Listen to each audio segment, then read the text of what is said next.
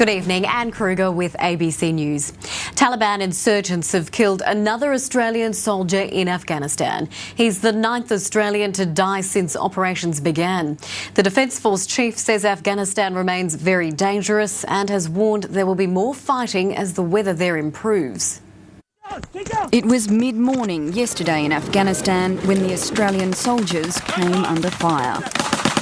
They were engaged by a group of around 20 Taliban insurgents who were using small arms fire and rocket-propelled grenades. Sadly, an Australian soldier was killed as a consequence of this engagement. He was on patrol close to the village of Kakorak, just 12 kilometres to the north of the Australian base at Tarin Kowt. The soldier was working with the Mentoring and Reconstruction Task Force.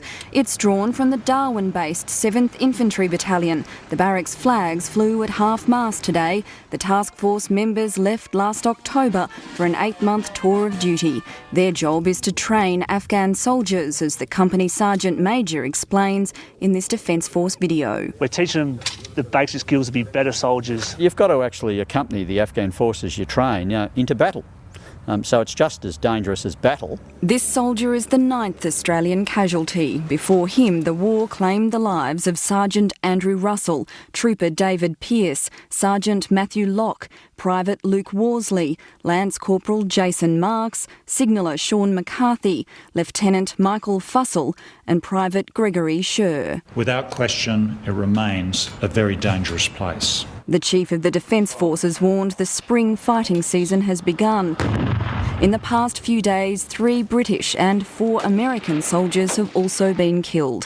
The Prime Minister says the mission is central to the fight against extremism. International terrorism found a safe haven in Afghanistan under the Taliban. We cannot allow this to happen again. In Afghanistan, they are fighting in defence of our values of liberty and democracy. The government is facing growing pressure to boost its troop commitment in Afghanistan. NATO wants more support for the national elections in August, and the issue is expected to be raised when Kevin Rudd meets Barack Obama for the first time next week. Emma Griffiths, ABC News, CANBERRA.